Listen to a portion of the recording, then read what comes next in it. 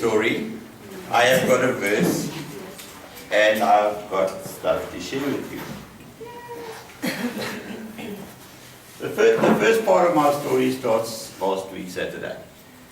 You'll remember Vincent was talking about us, saying that we have been given a task and a work to do in this place. And I was reminded about how we all linked shields. And I was brought to a place where I need an offensive weapon. We are all well-armed targets with shields, but we have no offensive weapons. We needed one. I specifically needed one. So at the end of fellowship, I shared this with Brenda, and on the Sunday morning, I had to go through to Natalia for something. So I was sharing this with Natalia, and lo and behold, she disappears into office and comes back bearing me a sword. What type of an officer are you?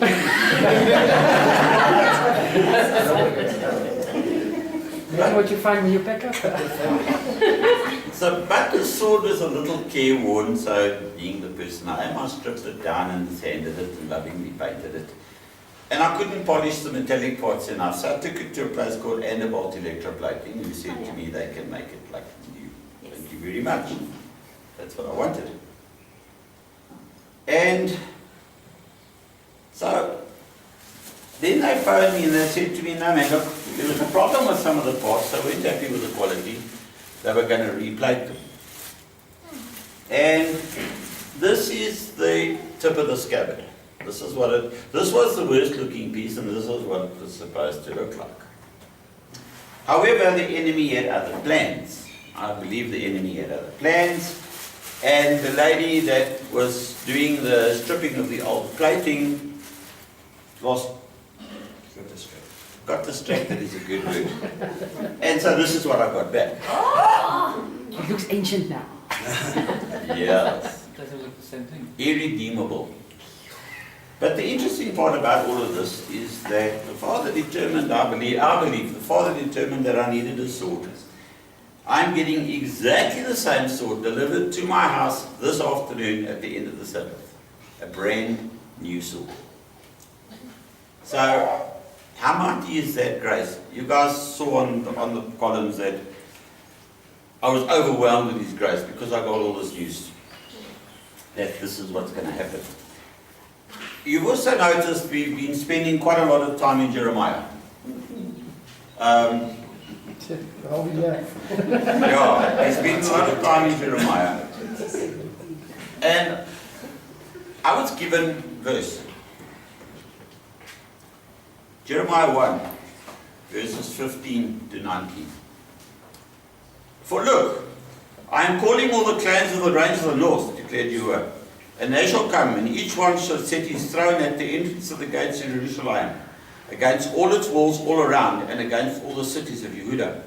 And I shall pronounce my judgment against them concerning all their evil, because they have forsaken me, burned incense to other mighty ones, and bowed themselves to the works of their own hands. Now, gird up your loins and arise, and speak to them all that I command you. Do not break down before their faces, lest I break you down before them. And then this was shown to me again. For look, I have made you this day a walled city and an iron column, and bronze walls against all the land, against all the sovereigns of Yehudah, against all her heads, against her priests, and against the people of the land. And they shall fight against you, but not prevail against you, for I am with you, declares Yehudah, to deliver you. So we need to go forward in faith. If there's a word that needs to be said, we need to say it. We cannot stand and say, should I, shouldn't I, maybe I should get a second opinion, maybe I should get a third opinion. If the Father has laid it on your heart, there's a reason. I thank you very much for the time afforded to me. Thank you very much, Vincent. I just needed to share this with you. It's incredible how He's working, how His Spirit is moving in this fellowship. It's just amazing to me, and we get given confirmations, we get given words, we get given people in this fellowship that are just incredible. They bring so much, and I thank you very much for your time. You guys got any question about the sword? You know what that represents? Sword of Truth is the word, right? Is it the sword of truth? Two-edged sword. Two-edged sword, the Bible. Okay, right. Sorry, Brenda just raised a point if I may. Part of that is that from the outside you can look all shiny and new, but inside perhaps not so. And this was the revelation of that too. I've actually forgotten to share. Thank you very much for your time. Thank you. Guys, let me just frame it for you quickly.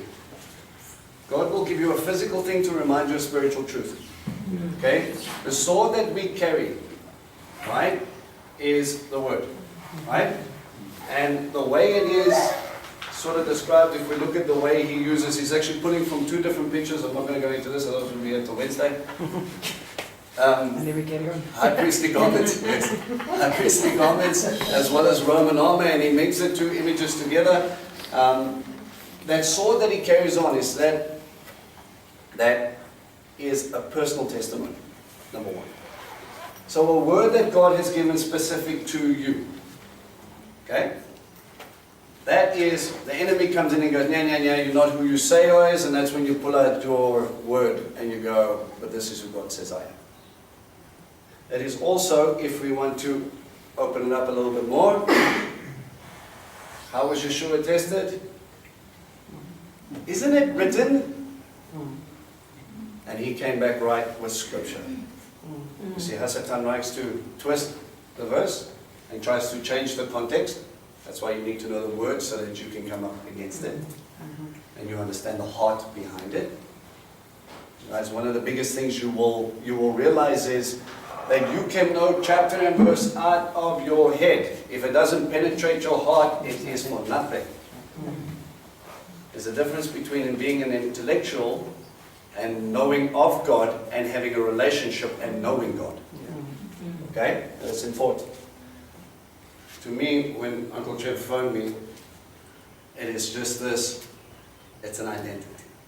And it's funny that he gave him not just a little sword, which is the one he talks about, but he gave him a two-handed sword. Okay?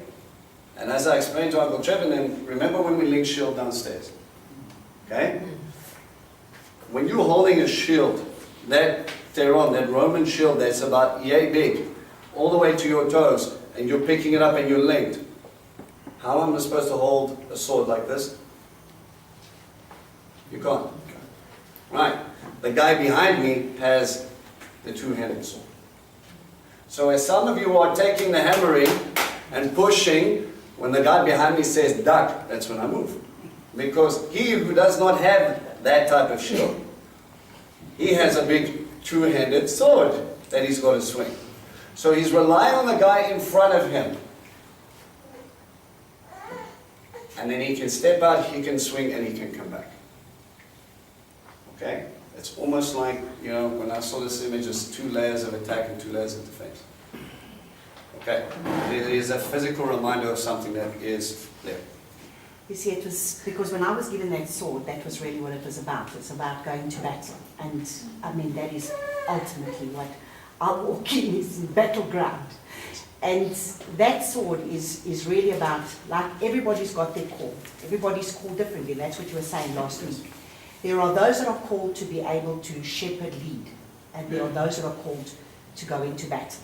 And they are the ones that are they are the ones doing the battle. And if the battle is not done in the spiritual realm, the release cannot be done in the physical realm. So Father has got those that have got to go and take on those battles to be able to break down those things. You know, when it was given to me like Deborah. Deborah had to go to battle. She had to go to battle. She didn't have to go to battle, but Barak said to her, I do not go unless you go with. And so at the end of the day, it's just for us to be reminded that sometimes we look at someone and we see that person's call and we want to be like that. But we have to understand that each and every one of us are individual. And the Father, even though the Father puts you in a fellowship, the Father gives each and every one of us different identities, different calls, so that together we make a bigger army. We are the army, but we are different giftings. And like you said, you know, the one has got a duck, the one shielding in the front has got a duck so that the one at the back can take the swing. And the thing is that I think sometimes, you know what, we forget and we tend to, this is what I have found. Too many people look at other people and we're always trying to compare ourselves with others, and we must stop doing that. We must stop allowing ourselves to compare with others and come into the identity of what the Father called us to be, and be able to be yourself in the flesh that He created you to be, and you must do what you created to do while someone else is doing what they created to do. But we must understand we complement each other, and we have to learn from each other. And we are iron sharpening iron, because nobody's arrived. We all have our place. And that is why Father is now raising people up. That's why what you said last week, and receiving the staff and receiving everything. And, you know, I was standing there and Trevor was just talking to me about a sword, and Father said, that sword. I said, it's my sword, you know what he said to me. What's the sword? What's it? Imagine You a got- guy with with a sword. God take it with you. God take it with you. God take it with you. Do you have any weapons? Can you, Business card. can you imagine me arriving in Special Israel? queue. Can you imagine me arriving in Israel with a sword? I mean, really now? Yeah, L security person. Exactly. They're gonna love you. I'm not going to go. Not going to happen. And so that's why I say we must be willing to release. When the Father says release, we must be willing to release, and we must be willing to allow those that need to rise up, because we have a work to do. So. I'm going to do the bracha. Any of the youth feeling brave enough to come do this bracha?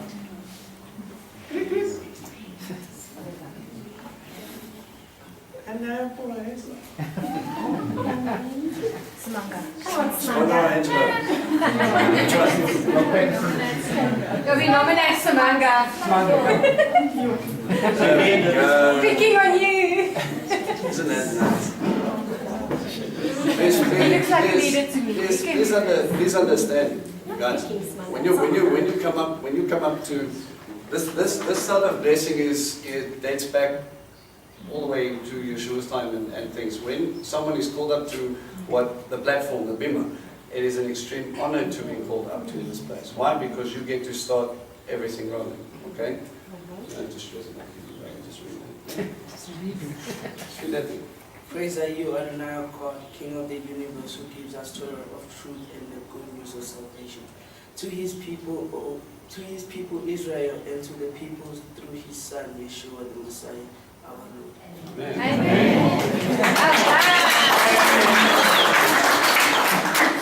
That'll teach you to wear purple.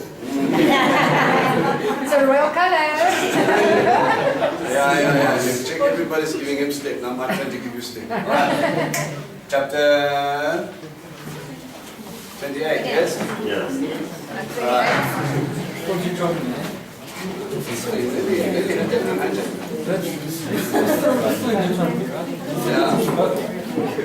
We're not in Jeremiah. Alright. So, if you guys learned anything about last week, is that I'm going to shoot and I want answers, right? Okay, jolly good. Open up your notes, your questions, your homework. I want to move fairly quickly because some of these topics get heavy. It's not my place to discuss everything that you discussed. It's my place to find out where you are. That's my intention. Okay, how did we do? I think we did 27 last week. Then, Yeah, barely did 27. It's complex stuff. Alright. So, first question in 28, it says, discuss obedience in context, and I put in brackets from the verse, it says that the land will yield, and compare it with the curse of Adam and Cain. Nice and simple. Alright, who wants to take that? Like I said, it's a... we had in our group that the land yielded to Adam and was fruitful. He didn't have to do any work. He didn't have to fight. He didn't have to fight to get the crops, to get the fruit.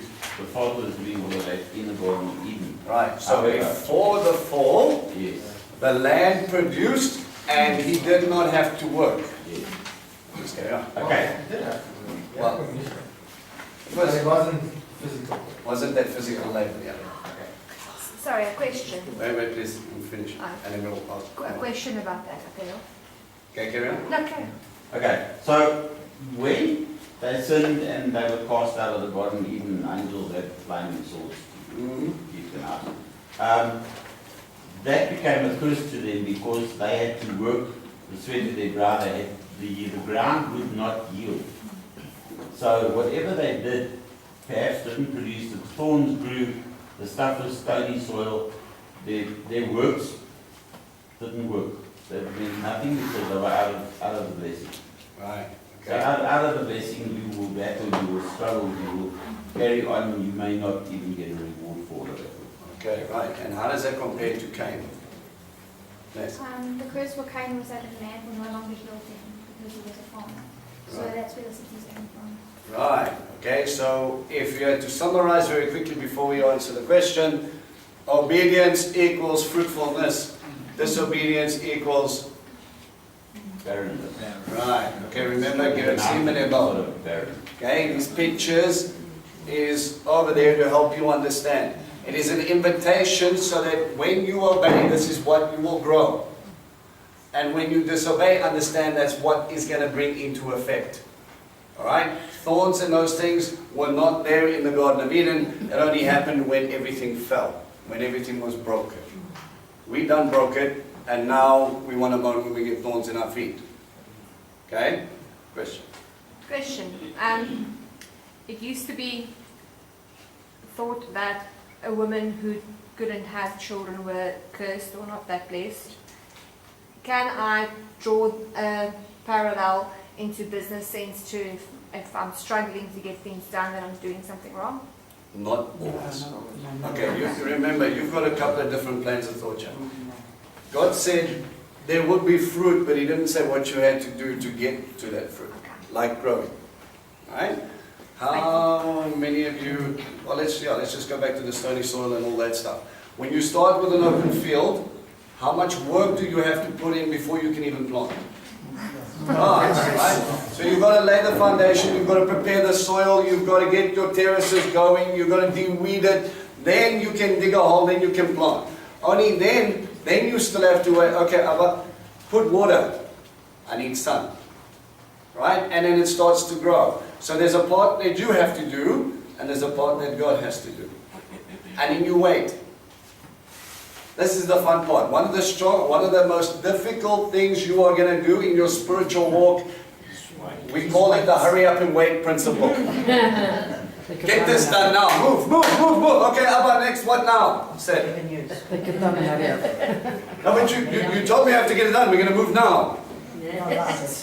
Alright? God's not going anywhere. Sometimes, Joshua is a very nice principle for me for this. Get ready, you crossing over. Get ready, you crossing over. You crossed over. Now what?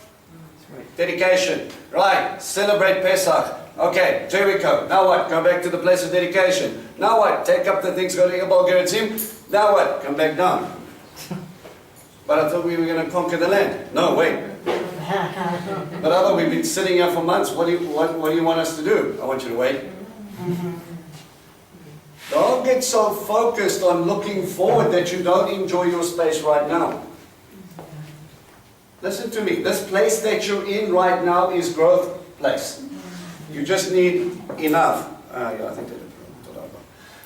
think you're sitting there, you're getting the right amount of sunshine. You're getting protected just enough. And sometimes, if you're silver or gold, it's just getting the fire hot enough. Right. And that's not you're being disobedient thing. This is well, I need to get you right before you can go and carry on doing what you need to do. All right. While we're there, have any of you felt particularly over the last 2 weeks specifically that it's been feel like people have been panel beating you left, right, and center? Jolly good. Right. Very good company. Okay? Remember, sometimes it's attack, sometimes it's refining. Okay? Sometimes you've got to pick up your shield and you need to test, are you still with me? Yes, I am. Jolly good, let's move on. And sometimes you just have to go, okay, Abba, what do I need to learn from this process so that I can become better? Listen, remember what we said last week. You have to remove the stones. You have to pull out the weeds. If your heart is that soil, He's ripping things out of you. Anybody think that's a comfortable thing? Anybody smiling when this happens? No. But it's not about self, it's about the garden. It's about preparing it so that it can yield fruit. If you do not get rid of the weeds, nothing's going to grow. And you all want growth, right? Yes. Yeah. People who have been around a lot longer are like, you know. You say it Be hesitantly. careful what you ask for, because you might just get it. And what does it come with? That's the thing. Okay? If God is going to put you in that position and you say, all right, Abba, your will be done, don't moan when His will is done.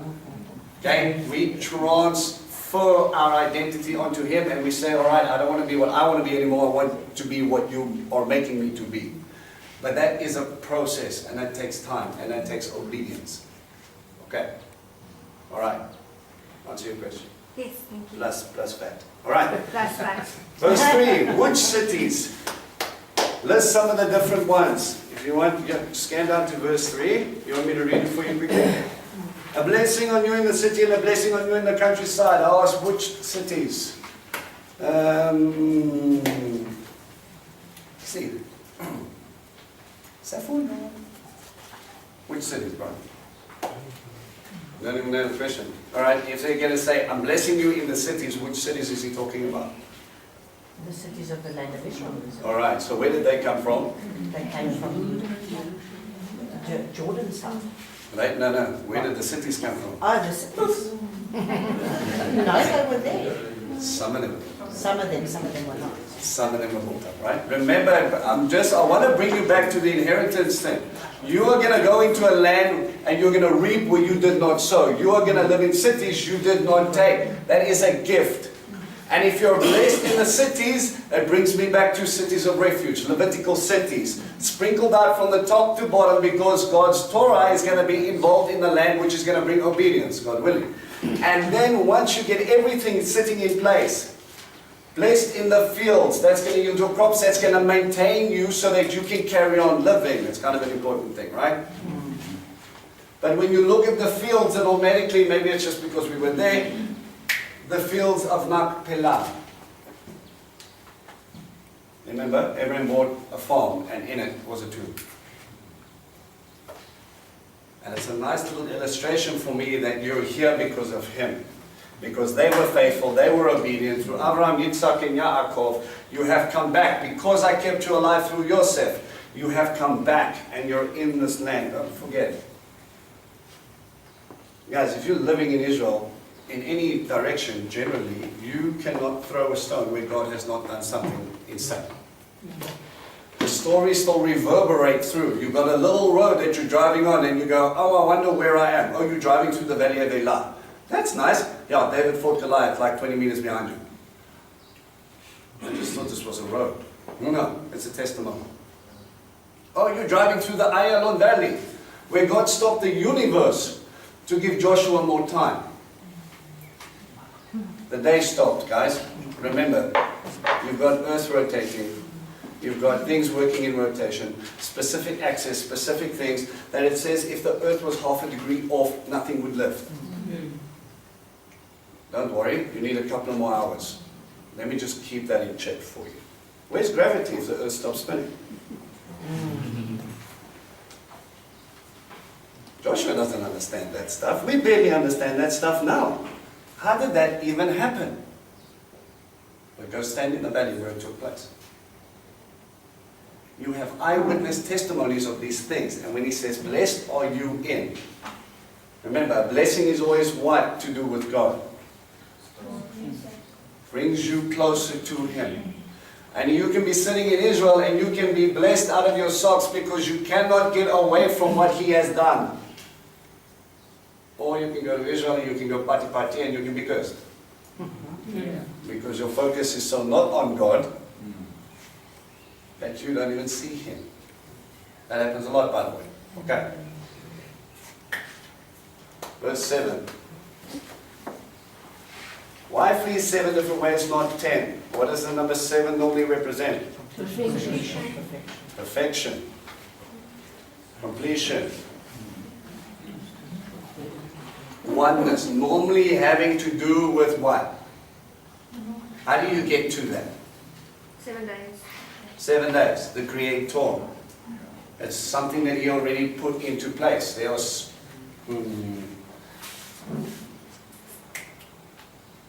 Don't get it wrong. That's better shape bara. Better shape bara.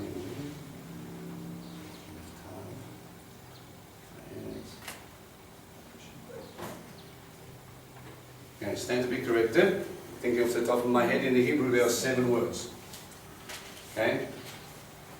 Again, the Creator from the very beginning has established things to go into the cycle. And when you get into this thing, now remember, it's not an exact science, it's patterns that you see, pictures.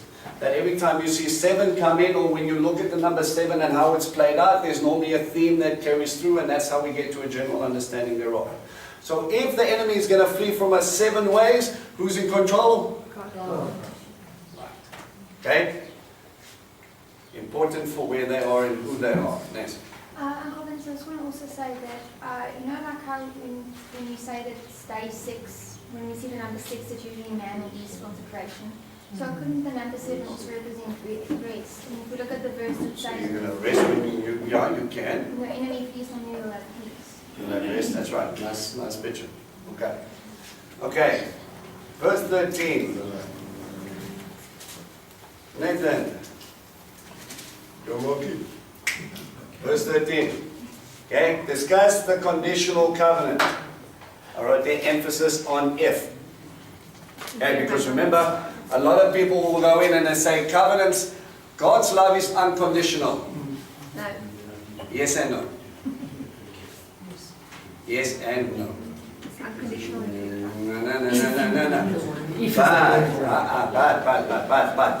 But. I'll make like that good goat. It's conditional if your heart is for God and you follow and stick to His commandments. Unconditional for His children. Okay. So when you enter into a covenant, is every covenant conditional or unconditional? Conditional. It's based on obligations and prerequisites. Yes. Right, okay. If I keep the covenant, Certain, in most cases, 99.9% of it, every covenant you're going to find is probably conditional. Why? Let me give you a simple can example. break. You promise certain things. Right. You uphold certain things. Right. I've entered into a covenant with my wife, and if I do not act like a husband and I act like a mambara, how long do you think I will be married? Not very long. Why? Because I forgot the if. Okay? If you love her, if you keep her, if you look after her, if you uphold her, if you, and if you don't. It's a very simple thing. What God does when He gives you a covenant is not a commandment. Please don't misunderstand me. It is an invitation. Have you noticed how God works in Torah? If you do this, then this will happen. If you don't, then this will happen. Your choice. I put before you life and blessing, curse and death. And God stands back and He says, I've given you the power to choose. It's a no-brainer for me, but I'm going to love you regardless. Listen carefully. If you are His child, if your children do something wrong, do you love them any less? No, No. I like them less, but I don't do the same. But there is a dysfunction in the relationship when they don't do something right. You will still love them. And because you love them, you will discipline them. And you might help them understand why. You want them to do it a specific way because you want to protect them. Why? Because you've made balagan before and you're trying to protect them. It's a love thing. And if you love your father, you should want to obey. Obedience is not about you will. It is not this case of I'm going to beat you with an iron rod if you don't. Okay? It is not about me going to destroy you. It is an invitation for you. When you read through the mitzvot in Torah, it says, so that you can dwell long in the land, so that you can have peace, so that you can have ... me. Guys, for God to dwell among men, He has to deal with sin. If you don't want to give up sin, how can He dwell? Sin divides. Literally the term for sin means chatan. It's a strong fence. I'm putting a barrier between me and God. And I'm refusing to take it down. That's my choice. But I love you. Why won't you come to me? Well, I'm trying to come there, Lord, but how can you get there? Deal with that. This is how you deal with it, and then you can come to me, and then there will be nothing between us. Everything will be fine. The word offering, kapera, is not only covering, but it means to draw near to. How do I draw near to Him? Do what He asks me to do. I also have to get rid of the fence so that I'm able to. What He gives you is an invitation to join, to walk with Him. His heart is there from the beginning, reaching out a hand, and He's saying, come, let's go. I know where you're going to be safe. I know where you're going to be, where everything's going to go well with you. I know where I'm going to take you to a place, and if you do these things, not only will it go well with you, it will go well with your children and their children's children. How stubborn do you have to be to say no? Do you love your children and your children's children then?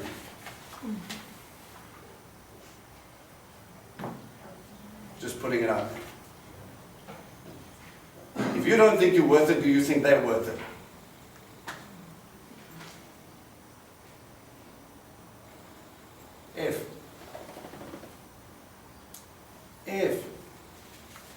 If you follow, guys, the invitation is there. The Creator of heaven and earth and all things is holding out His hands, and He says, I've got a covenant for you. Will you follow? Yes, things are going to be difficult. Things you're going to have to make certain choices. You're going to have to give up what you want to be able to walk with Him. But that's kind of how it works. If you want to, let's bring it real down to a flat level. You want to lose weight, right? You got to put the cookie down. You got to go to the gym. So you kind of have to get off the couch, put the cookie down, and decide, I don't want that anymore because I want to do this. If God walks before you and He says, come and follow me, lech achorai, as Yeshua said to His disciples, come and be like me, you have to leave the boat and you have to walk after Him. You can't be a disciple where you are, doing what I'm a fisherman, I'll be a disciple after. Or maybe when I bury my father. Remember that parable or that story was not about, it wasn't that his father was dying and was sitting there on his deathbed and said, look, give me 5 days, and then after I said Shiva, then I'll come and follow you. He was saying, I'm still under my father's authority and I'm going to stay here until he dies, and then I'm my own man, I can do whatever I want. It was highly,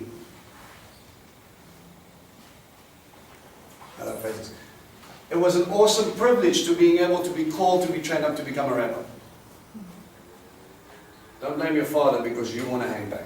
It's not about your background, it's your choice. Okay? So it comes down to if. If you follow. Only you can answer that if. Will God be enough for you no matter what?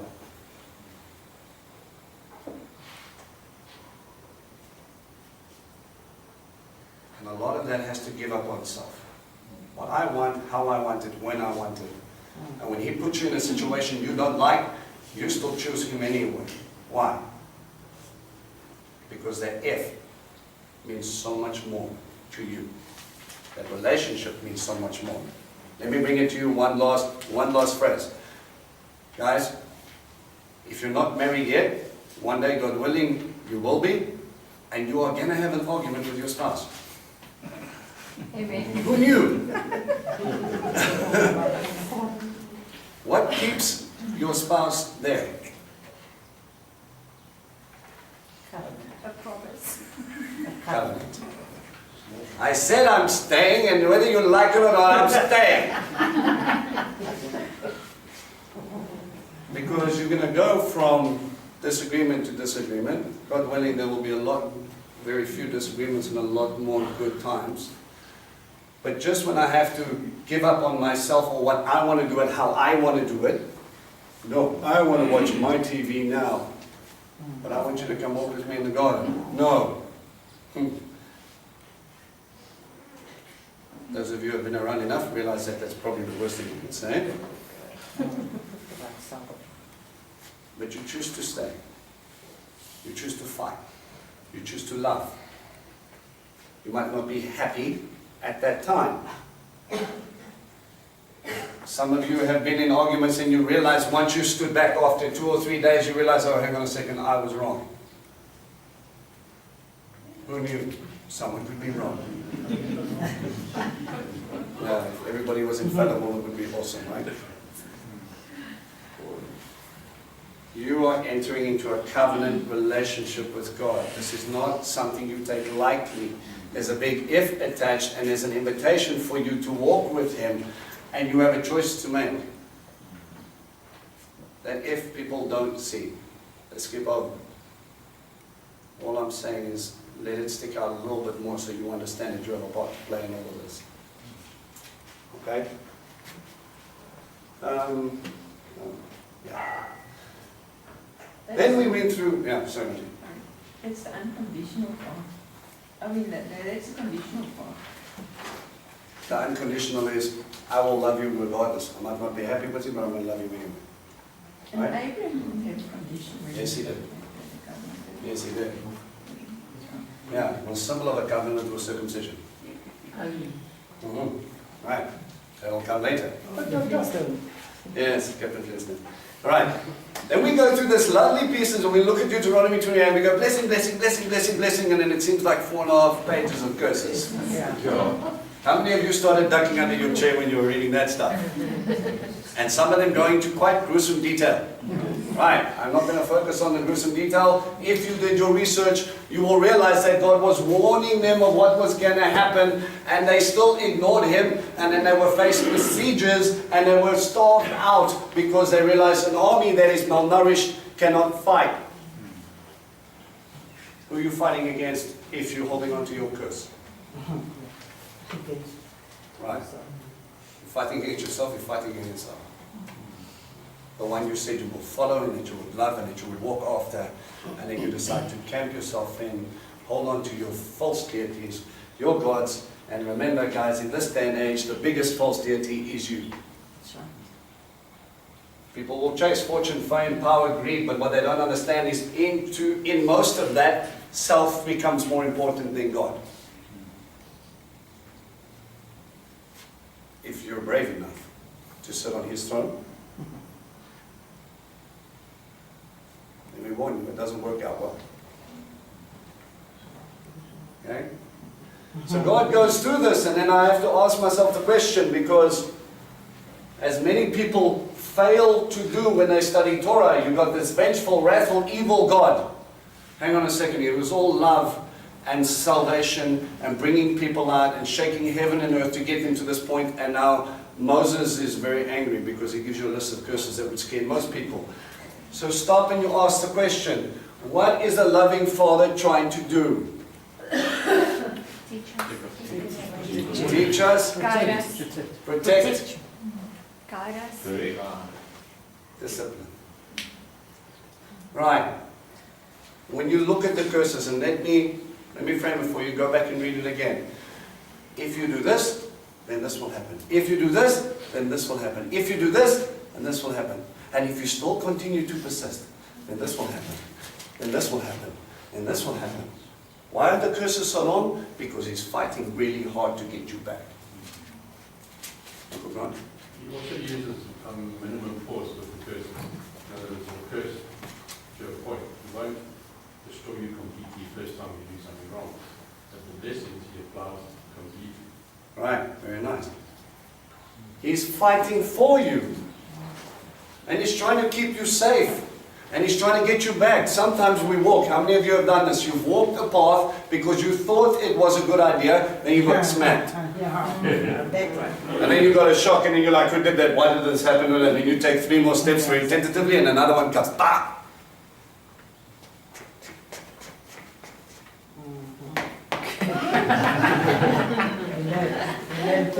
You know your spiritual walk. You look nicely on people's noses, you can still see the time and date of the newspaper. The point is this. Abba lovingly corrects you like a son and a daughter. If he didn't love you, he wouldn't correct you. Yeah, run off that cliff, jump into that volcano, what do I know? Splush, no more you.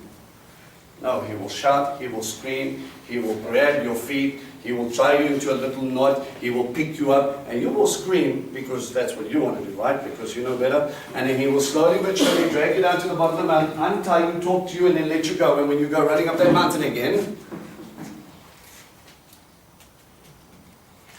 the curses are there. I see a father's love. He is slowly trying everything he can possibly do to get your attention. I did not tell you once, I told you 10 times. Just so that you could understand what you're doing is wrong. It's going to destroy you. Do you not see that? The problem as well that in our personal lives is that we were following false prophets. Because this must be right. We've got to win, it must be right. Without realizing, not having then had the tool of discernment to determine which is actually from the Father and which was not. The little twist. It's not knowing God's word enough. Guys, Hasatan is very good. He knows God's word backwards. Then he will go, isn't it said? Yeah, I remember a verse, something along those lines. And then he adds on a comma shift. Yeah. And then it all of a sudden changes meaning slightly, and then you go, oh, I thought that wasn't allowed, but what I see is, let me give you one example. Context is king, right? You study the Bible in context so you better understand the history, you understand the culture, you understand the people, you understand the God of the culture, the context of the people. Okay. So if you study Leviticus, who's that written to? Written to who? The Levites, okay, pertaining to the priesthood. And in the book of Leviticus it talks about there will be no male and male, no man will lie with another man. Okay, so if we apply that strictly speaking, and Hasatan goes, you see, it's only for the Levites. No joke, I've had this argument. Oh, but hang on a second. If it upset the Levites who were to uphold the standard of God's instruction, and in Bereshit he did not make man and man, he made man and woman, and he said this is the picture of what it should be. Why then do you think a Levite would nullify a standard that God already started in creation? But if you don't know the rest of the Bible, you know what? You have a point. Created Adam and Eve, not Adam and Steve. Right. It's all over the place, but if you want to look at one context of it, really, is that the only place that it's written? No. There are many other examples that he warns against it, but if you only want to study one verse and notice how quickly it happens. If people want to argue for something, they will twist things, and they will find things, and they will make it fit them. And I think we've all done that to a point where we wanted to argue what we wanted to do instead of what God wants us to do. Listen to what you said very carefully. What we wanted. What did I say? Put yourself on that pedestal, and then that's your law versus God's law. Exactly. You know what? So find something very, very, very interesting that you need to be very careful of. Okay? We want to put man in the pedestal because we don't want to have to deal with God. Yes. Right. So in Christianity circles, depending on which circle you got into, you either have a pope and some deacons and bishops, or you have a father, a dominie, or whoever else. I don't know, I'll ask my dominie. Right? Because he knows everything. Okay? Why don't you know? My first question. When you have in a Jewish circle, you have Rabbi, Rabbi this one, and Rabbi that one, and Rabbi this one, and Rabbi that one, and then you come up with this lovely term. Oy vey. Not that term, but when you go, it is the Torah of Moses. Listen to me. When that stuff is written, they understand who gave Moses the Torah. Is it the law of Moses, or the instruction of Moses, or it is God's instruction through Moses? So all of a sudden it's not just Moshe. Moshe is a beautiful hosepipe. God puts the water in, it comes out the other side, and we go, Moshe! We need to be like Moshe! But it was God. Abba is the one who gave you that word. So are you disagreeing with the Torah of Moses, or are you disagreeing with the Torah of Abba? Yeah, use it, don't use it, okay? But I just want to add something further there. It's the same as, for example, where sometimes truth can face you in the face, but many times we don't want to change. It's a thing of where this is how we know it, this is how it's been done, this is what we like to do, and even though it's wrong, and even though he might not even want that, even though his word says not to do it, but that's the way we've always done it, that's the way we see it being done, that's the way some of the Bibles are written, that's the way these things are, and that's what we accept. And it's not because of the fact that the truth will be there, the truth is in our face, but it's because of our religious mindset that allows us to be able to stay with what we're doing because we do not want to change, because that's what we know. And that's on both sides, right? It's a people problem. It's got to do with self at the end of the day. Why would you change? Self and religious system. Like I said to you guys, hear my heart. There is a difference between doing things for the sake of doing them and doing them because you love God. That's right. Listen to me. Religion is not relationship, and relationship is not religion. And let me bring it home. Let me bring it here. You can wear tzitzit, you can keep Shabbat, you can keep the feast. If you do not have a walk with God, you do that for nothing. It is outward show. If you do not know God, the point of these instructions, the point of Torah, the point of the names, the relationships, the point of it all is so that you better understand Him. Really? It is about a relationship. It's not that I know about my wife, it's that I know my wife. Okay? So that if I get into an issue and someone says, oh no, your wife, no, eh? We went out the other night and there she was. Pretty sure it was her. Saw her from the back. There she was. Dancing on the tables at Moki Lane. Moki Lane. Yeah. Sugar Rush. 20 years ago. Go to Greenstone, it's still there. But that's my hangout. It's the closest we get to waffles until we get to the curb. Yeah. Then I stop and I go, wow, my wife dancing on the tables at Moki Lane. I know you're mistaken. But I saw it with my own very, very real eyes. No. I know my wife. How many times has married people, listen up, how many times has Hasatan come and whispered in your ear? Oh, she didn't answer your phone. She's busy. Remember how she looked at that guy who was crossing the street?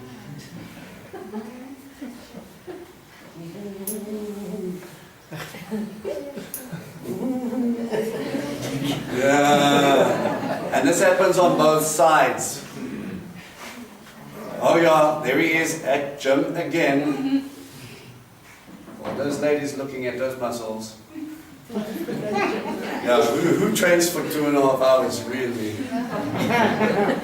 What are you really doing? Oh, so you're going to Ulpan. You're going to go learn Hebrew, are you? Yes, in Linksfield.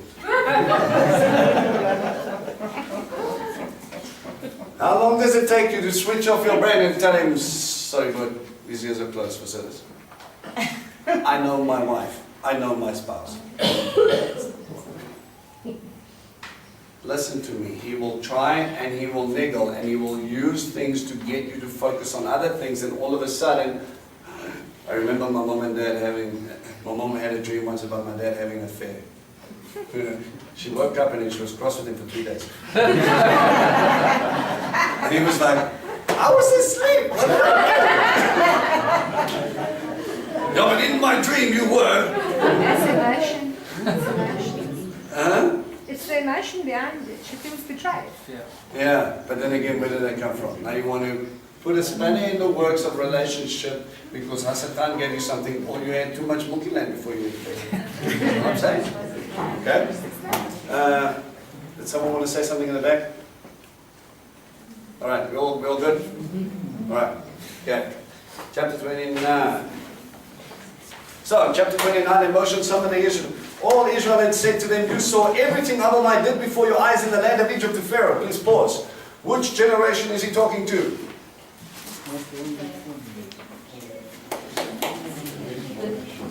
Did they see the new generation? So they saw everything that happened? No. You've got a couple of people that did. We know of two. Joshua Kelly. Alright? And we got Moshe who's about to leave them and say, you know what, it's been real, but I'm 120, so I think I'm going to go lie down for a little bit. And then he doesn't come back. Why is it then such a personal testimony? You see, when he gives you the instructions to set up at Pesach, and he says, when your children ask you, he says, you tell them this is what God did for me. Now we can spiritualize that because we know that Yeshua was crucified as the Passover lamb. Everything was in line with what Scripture had depicted. So he freed me from sin. It's a personal thing. But also, guys, if he did not, would there be a Jewish nation today? Would there be any Hebrews? No. It's the same as, fast forward to Purim, Esther, Persia, decree of death. If God did not give her favor before the king's eyes, and she died when she came up, because you don't just come into a king's presence, would there be a decree issued that said that the Hebrews could fight back? No, because throughout the entire Persian Empire, people would have gone out and would have slaughtered them, and there would have been no more. Where would your Bible be today? We remember something about some God that took on Pharaoh. We don't know who and why. I agree. Okay? It's a personal testimony. Listen carefully. The generation that has seen miracles. It is your duty, your obligation to share them with your children. Why? Because they stand on your foundation. Train up a child and teach them in the way they should go, and they shall not depart from them. Those are not my words. Scripture reference. Okay. Next question. Why has Reuben, Gad, and Manasseh had the inheritance and other tribes not? Let's see, Ruth. Let's get those notes quickly. Have a 2-minute powwow. If you don't know, it's okay. Johnny, nice to go back. Portia?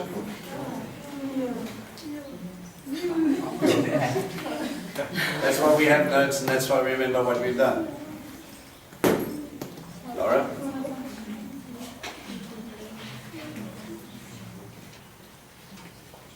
You've got your notes?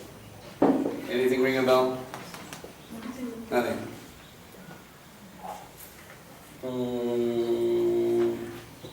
Medal.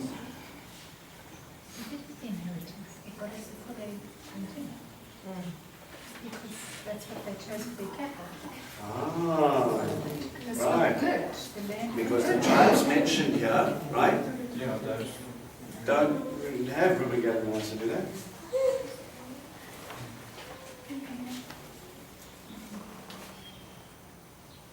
You're on the right track.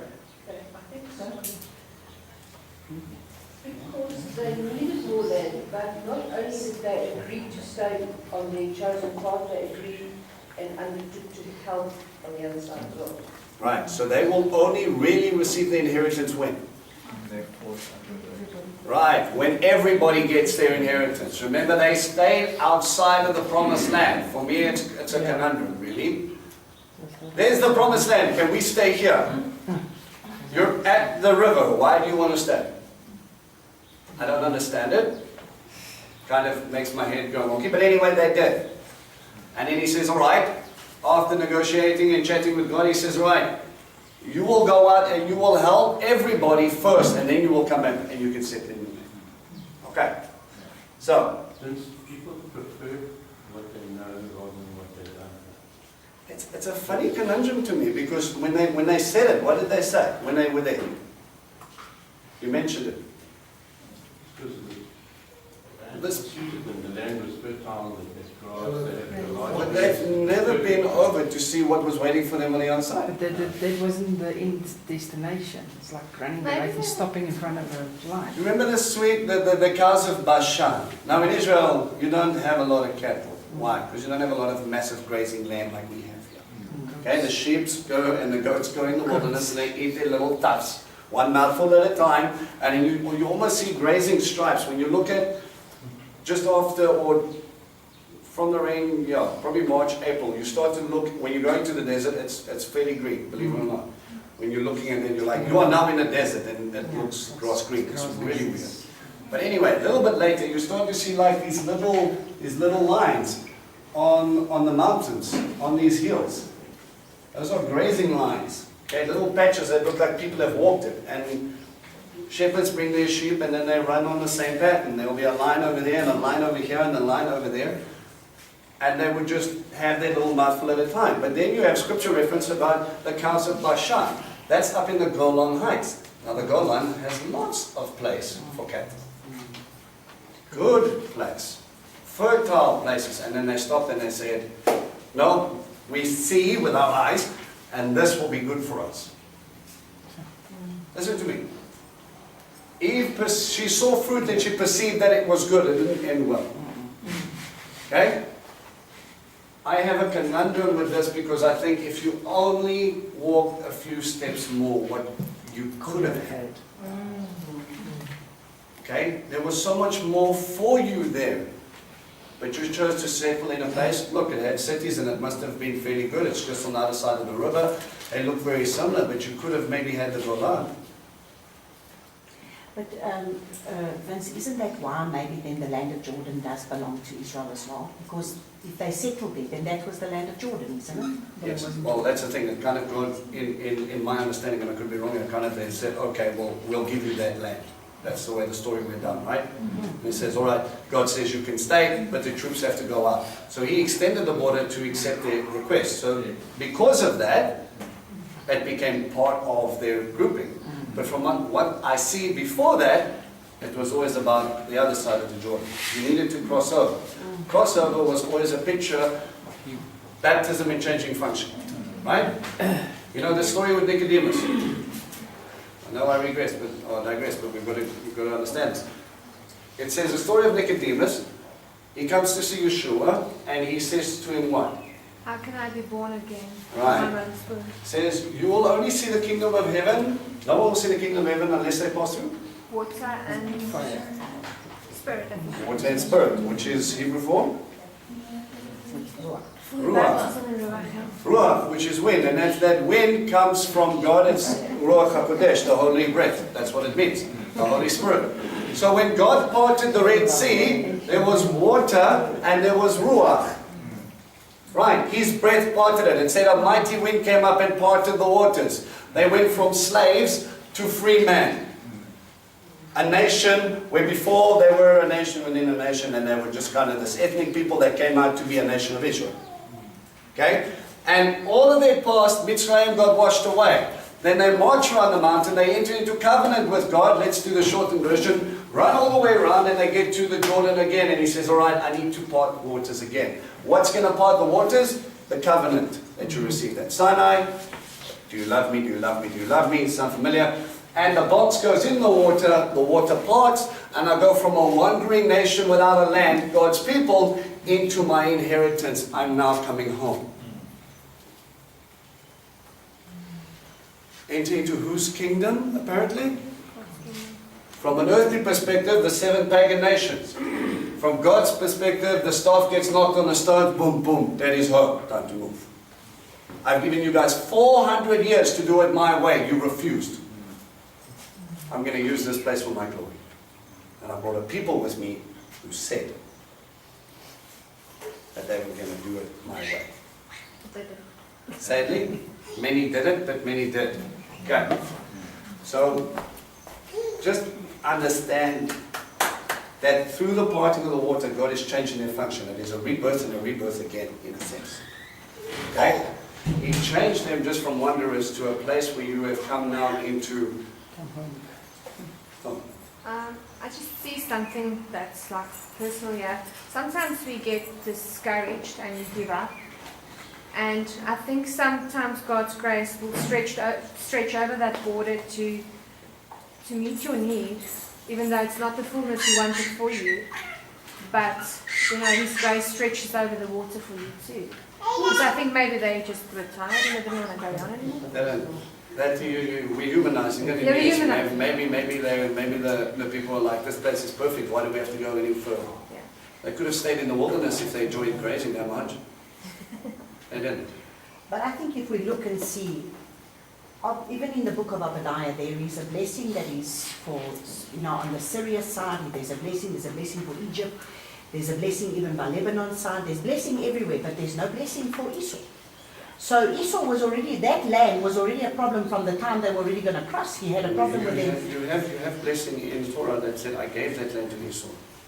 Yes, but then what does he do? No, we made Balagan, obviously, but so did Israel. Yes, but And yeah, in so Obadiah he says so he did other takes nations. away the land from them, and they will have no inheritance, and they will not, and that Israel will have that land. Yes, so I think in a way, could not have been that the Father already put it in their hearts, maybe that they were to stay there, because He had already decided that that land was to be theirs. It's a half and half, because you have to give them the opportunity first to make the Balagan. Otherwise, they said, I'm going to take it away before I even gave it to you. He gave them the land, and that was part of the testimony. When He walked them around the long way, He still says to them, look, Edomites, they came here, they conquered giants, and they received their inheritance. What they did with that, just like what we do with it, is up to you. If you choose to walk away from it, then it is going to be taken away. If you choose to abuse your land, abuse your gifts, it's going to be taken away. Why? Because you're not using it for God's glory. 9 times out of 10 we use it for our glory. Make no mistake, their Balagan was so much that God took away their land.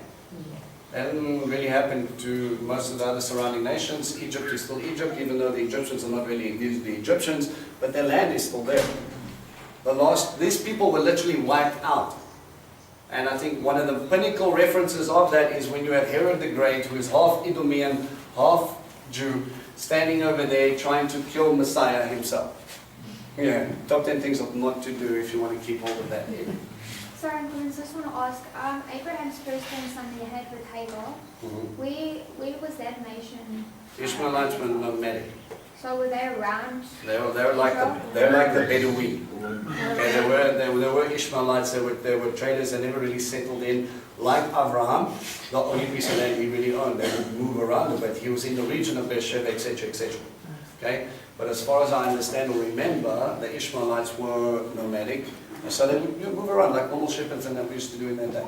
Were they even? I know that the prophecy that the blessing that he was given was that he would be like a wild donkey, instead of a donkey against Israel. So at that time, were they like that? Or was it just coming into fulfillment now? Wild donkey. Like Get the verse. against Israel. Get the verse. I think there might be a little bit of cross-reference there between Ishmael and Edom. Check the verse. Okay, because he did go against it. God did bless Ishmael because of Abraham's prayer. And then he said there would be 12 princes that came from him. Yeah, but that's confusing the issue, because the Ishmaelites were actually Egyptians.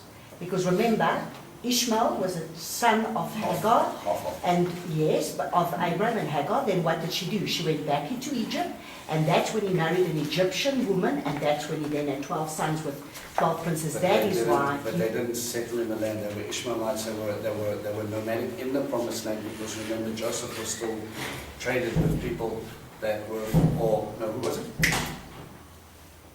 Check me, but there was a case where someone took no, it was Esau himself.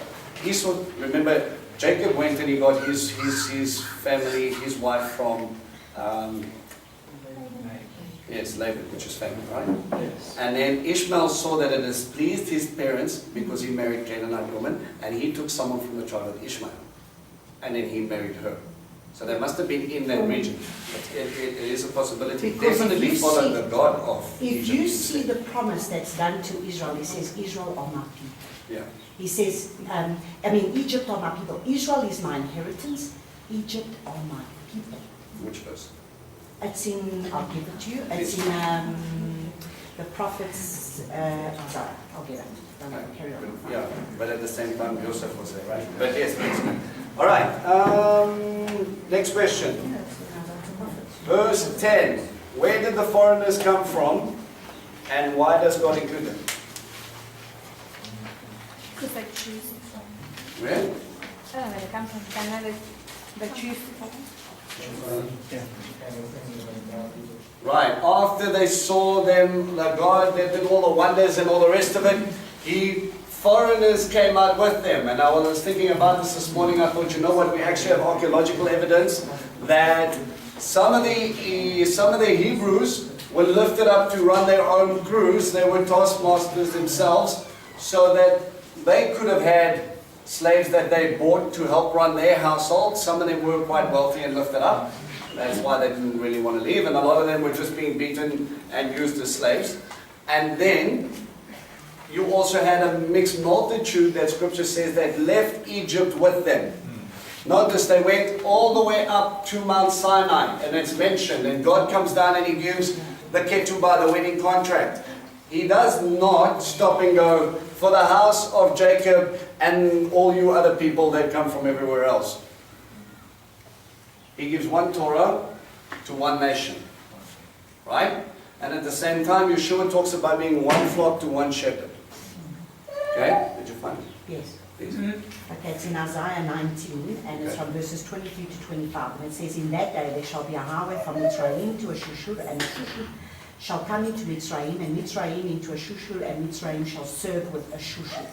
In that day, Israel shall, that will be Assyria. That's part of Assyria. Wait.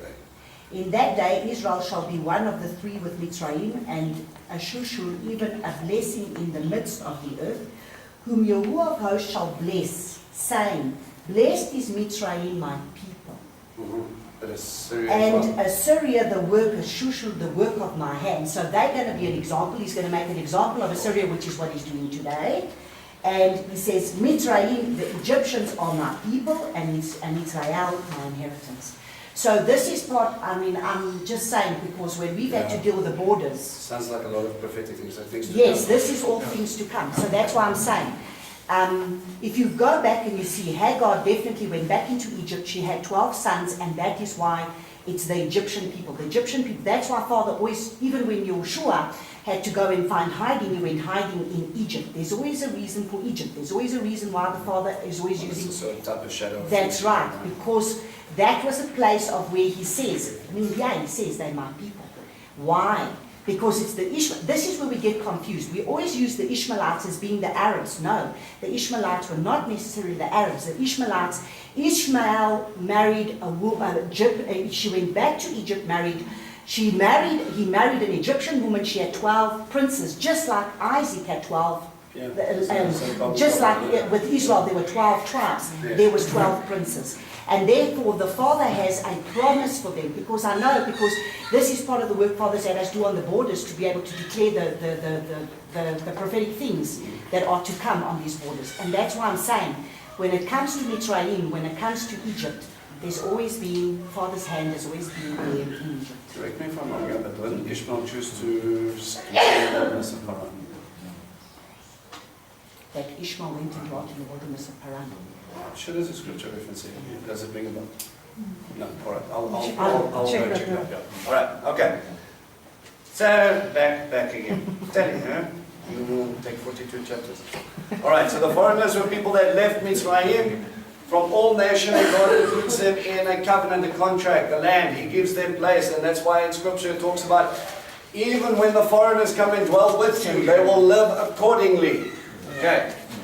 Verse 13 and 14. Compare with Yeshua's words in John 17, verse 20. Antonio, let's do this, bro. You want me to read? What do you got there? Yeah, verse 13.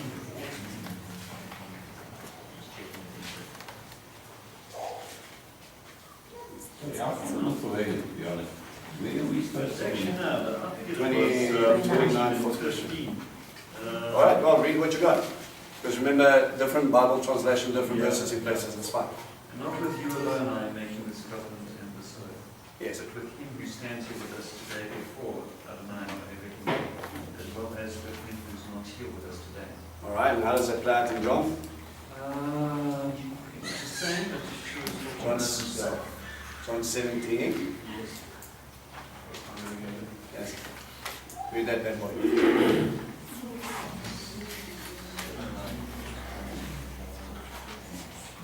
And I do not pray for these alone, but also for those believing who receive their word. So pretty much. So what the Father does, the Son mimics. Yes. Okay? This covenant is for you and whoever is coming into it. It says, I'm praying for whoever now and for the people that are still coming. You know how that, right, you know how that really broke my heart when you realized at that point in time he was praying about you. Yes. Think about that. 2,000 years ago, he's sitting in Israel, standing directed to Jerusalem, and he's sitting over there and he's crying out. I think it happened in the Garden of Gethsemane, he could be wrong. And he's sitting there and he's going, Father, hear me, not only for these here, but those who are coming. The reason you get included is because of that prayer. Well, largely because of that prayer. How many of you are concerned about those still coming? No, we're praying about us and our issues and our stuff and I'm done, but what about the children looking to you? Remember, Moses cried out to God, raise up a leader. Joshua was raised and he didn't. He did not cry out to the next leadership. Judges happened because of it. To raise up disciples is to train people up. That is your calling, that is your commission. Right? To get them to that place. Why? So that they can stand on the things you've learned. Listen, they might pick it up a lot faster than what you did. Yeah, that's a good thing. Why? Because they don't have to make the same mistakes you did. They can make new ones. Yeah, yes, but hopefully it's growth upon growth. We're standing on the shoulders of people who have prayed a generation before us. In many cases, the only reason you're saved is not because of your choice, but because someone was sitting there going, boy, but if you don't step in, it's this kid, he's going to kill himself. Yeah, how many of you have testimonies like that? We tried hard. We tried hard not to listen. Realize something. There have been people praying for you since Yeshua's time. You understand how much God has invested to get you to this point? One step further. Cross the river already. Let me prepare the soil. Why are you hanging back? You are made for more than this. You are called to belong in a land to a God for a purpose. No, I'm good. Don't worry, Messiah cried out in anguish for you. When you meet him one day, tell him you didn't care. Use it, don't do it. Chapter 30. I'm going to end up very quickly. Yeah. Circumcision. Man, feel free to close your legs on the count of one. Right. Very quickly, what was it for? Sign of a covenant. Why specifically in that area? Through your seed. I make a covenant with you and your descendants. And the seed that was, so for a man, guess what? That's where it comes from. And God wants you to be reminded of that. Your children are a gift from God. Teach them about Him. Train them up, lift them up, because they're still coming. Okay? Who received the sign of this covenant? Abraham. Okay, let's throw in some New Testament references here.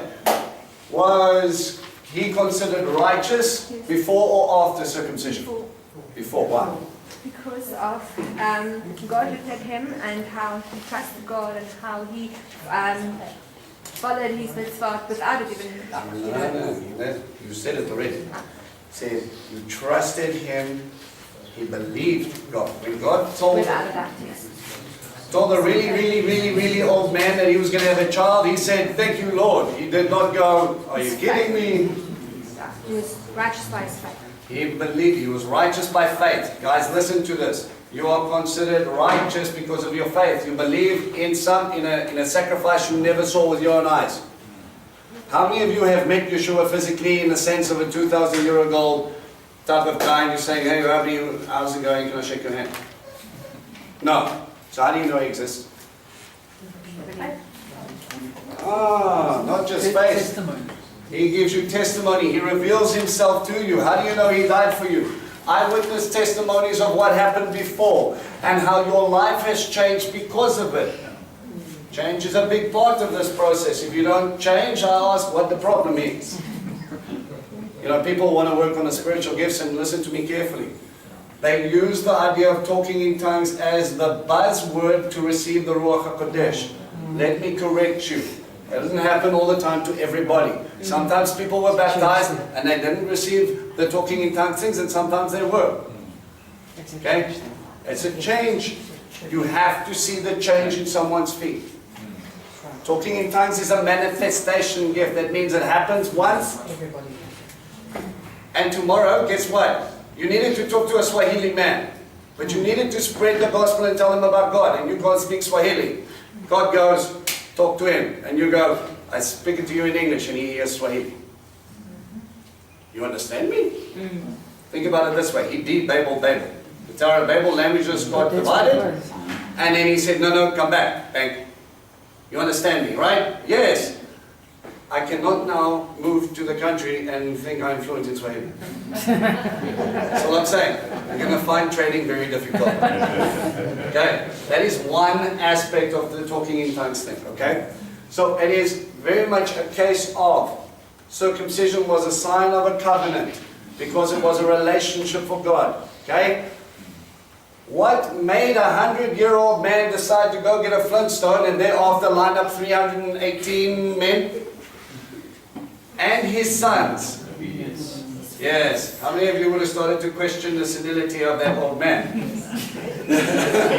Sorry, you want to do what? Grandpa, I think I'll go for a walk, brother. Just sit still, this will all be over in a minute. It's going to hurt you. It's going to hurt you more than it's going to hurt me. Needless to say, he went through it himself. Let me ask you, you stop and we look at this and we go, are you out of your mind? I ask you the question, how much did he want that covenant? Deep desire. He did not have a surgical bed, he did not have drugs, he did not have all of those things. He had a flintstone in the wilderness, and he says, Abba, you're telling me that you are going to do something through me and through my children. That parallels in New Testament stuff. John the Baptist. You brood of vipers, who warned you about the impending destruction. Do not say for yourself, you are sons of Abraham. You see, he's saying, you come here and you want to say you're a son of Abraham from a physical descent, that automatically makes you saved. He says, out of these very stones I can make sons of Abraham. What he's saying is, it's your choice. It's not a birthright. You cannot be, because your father's a Christian does not make you a believer in Messiah. Your father's relationship is not your relationship. You have to choose him. He looks at you. He comes to you. He meets with you. He met with Abraham, and then he came to Yitzhak and he said, I'm the God of your father. We've got some really crazy promises and I want to do something in this family. Are you keen for a walk? And then Yitzhak goes on and he goes to Yaakov and he goes, hey, I'm the God of your Opa and your dad. You heard the stories, right? Well, I'm here now. How are we going to do this? And each time they had to choose. It really struck me when Jacob said, if you bring me back to my land and you protect my life and you give me enough to eat, then you will be my God. Conditions. But it was a test, and God did not go, bah! Did not test enough with Yitzhak, and now he says, okay, my boy, let's see how we go. Hold that his hand, let's go for a walk. And he was with him when Laban changed his wages. He was with him when he was duped and tricked. He was with him and he came back home. populous and more numerous than what he could ever imagine. And he came up and he remembered Bethel. When I saw God with my very own eyes. I came into my land, I came home, the promise that he gave to my father and to my grandfather. Children, if you ever have a doubt about who you belong to, just look around.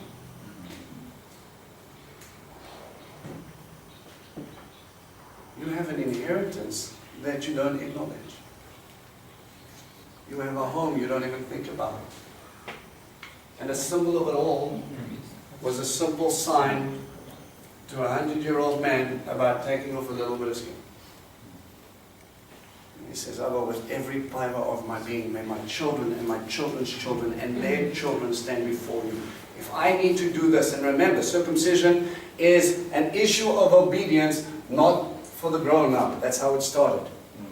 Well, let me put it this way. No, it's always been about the grown-up. It is not for the child to choose. Circumcision is about for the father to dedicate. 8 days old, my boy. I give you God. I want the promise that he gave me and I'm giving it to you. You will carry on this inheritance. You will carry on this heritage. You will become.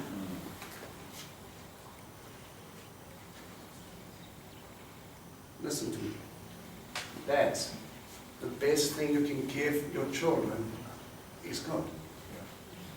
Give them Abba because he knew what you needed when you needed it. He changed you. He knew what it took to get you right. And I'm not just talking about physical children. I'm talking about all your spiritual children. People that you influence. And you can lift them up and you can say, you know what, if it was left up to me, my life would have been broken. I probably would be dead, and that's okay. You know, that is why I cried out to you. So I'm not going to try and give you my advice. I'm going to give him you. You give him advice. You know better than what I do. I trust you with him. I give my son to you. This is not just about an operation. It's about a heart condition. Every fiber in my being. I don't want Jalen to hear me. I want him to hear up. I want him to stand in a relationship with him. Because I know with God holding on to him, he will be safe. I cannot be there all the time.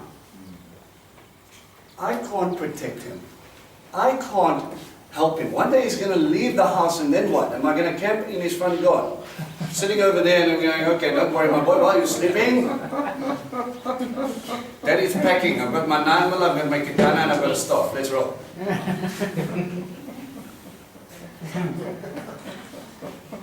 Just remember the Jewish flag while you're out there.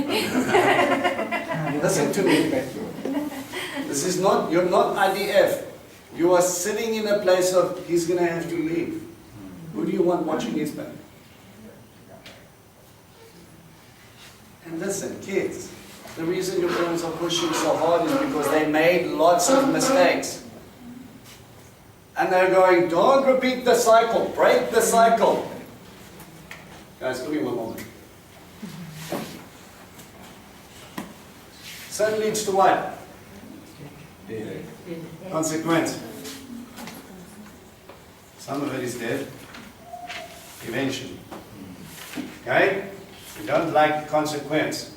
If we get consequence before death, we normally do what? We say sorry. We make teshuvah. We change our feet. And when we make teshuvah, it brings us into blessing, relationship with God. Sitting at Abba's feet, knowing that everything's fine. And what happens when you get too much of the good stuff? Oh, the flesh is fickle. Cycle of sin. Listen to me. To break this cycle, you need to understand what this is going to do to you. You don't need a testimony to understand that you will break you. How do I know that? Ask your parents what it did to them. And if you don't believe them, open up this big book and read what it says when they did things that were wrong. The Bible is very open about when people make balagan.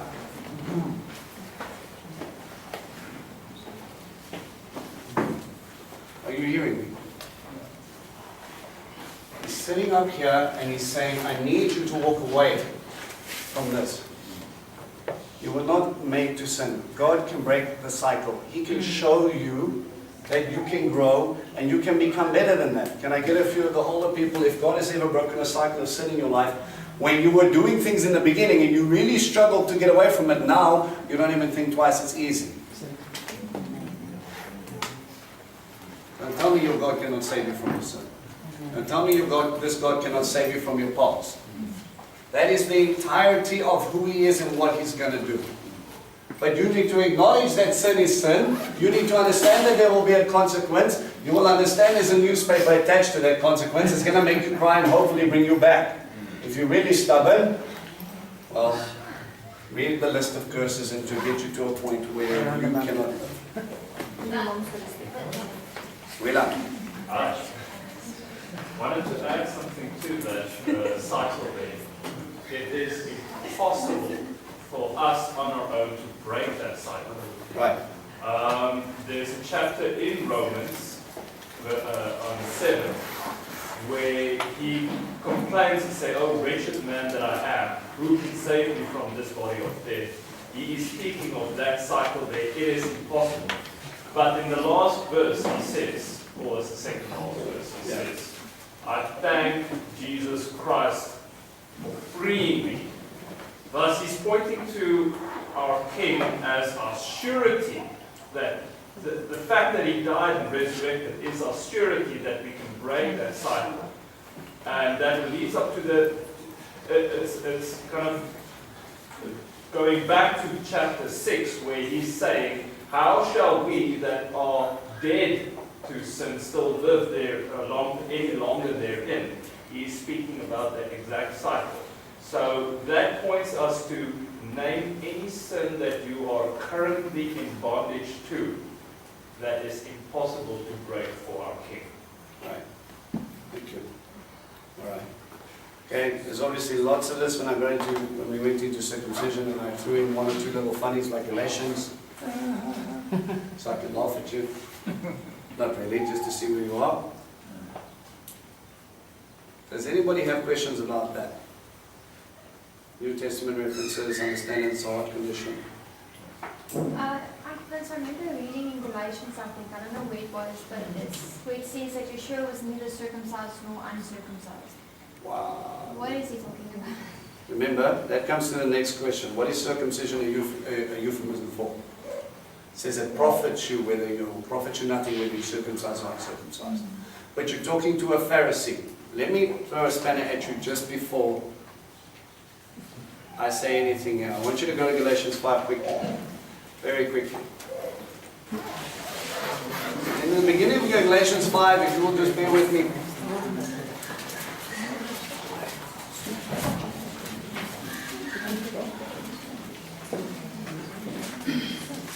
Let me read from verse 1 very quickly.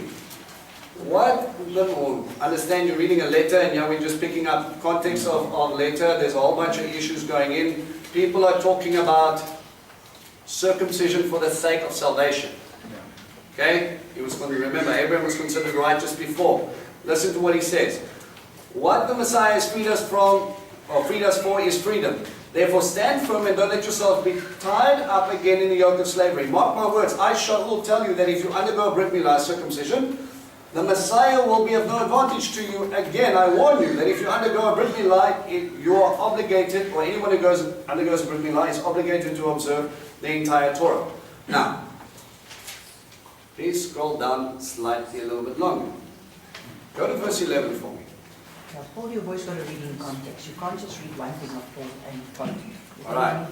Absolutely. In context. So, after that, how many of you, if we stop there, would agree that Paul is against circumcision? That's right. Right, go to verse 11. As for me, brothers, if I'm still preaching that circumcision is necessary, why am I still being persecuted? Hang on a minute. Why are you being circumcised? Do you think it's going to save you? You are wrong. Circumcision in many New Testament contexts is about being Jewish. not just a physical operation. He's talking about people who convert. Understand? You come in here, and we're not talking about the physical circumcision here. We convert to Judaism because, oh, you bunch of goy. This is what you're going to face when you go to Israel. Right? You people believe in a Jewish Messiah, but you're not Jewish. What good is it to you? Nobody came to save everybody, but it's Jewish. How can you believe on a Jewish anything if you don't follow the Jewish word?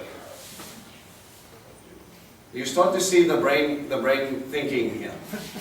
And he's going, you don't have to convert to be saved. He came to save everybody. The Gentiles have pictures all the way back. Ruth, Rahab, Caleb. Gentiles that have been included because of choice. We will follow the God of Abraham, Isaac, and Jacob. We will become Hebrews. And that was their conversion process. Not so much the case in Galatia. You cannot be saved unless you undergo a Brit Milah. And that's when Paul says, why don't you just chop the whole thing off and let's just move on. In Galatians, he says, I wish that those people would just carry on the whole way and castrate themselves. Why? No children for you. They were called people of the circumcision faction. Why? Because salvation hung on circumcision. It is wrong. It is completely out of context. It was never the case whatsoever. Hence the reason that I gave you Deuteronomy. Paul himself took Timothy, who was a half-Jew. Hold my hand, my boy. We're going to go do something your father should have done. And Timothy, who was half-Greek, was circumcised by a man who says circumcision is for nothing. Are you confused yet? Yes. Remember, please hold. A Pharisee of Pharisees. He was considered blameless according to his traditions, according to Torah, and he never said, I was a Pharisee. He said, I am a Pharisee. That is near the end of Acts. Now, if a Pharisee who doesn't only keep the entire Torah, but also the oral traditions as well, and they could find no fault with him, do you think he would run around telling people, no, circumcision is wrong? No. No, but he would teach them as any good rabbi would. He says, you're talking circumcision and salvation, you are completely confused. Don't tell anybody they cannot come into the kingdom because they are not circumcised. When you come into the kingdom, you should choose.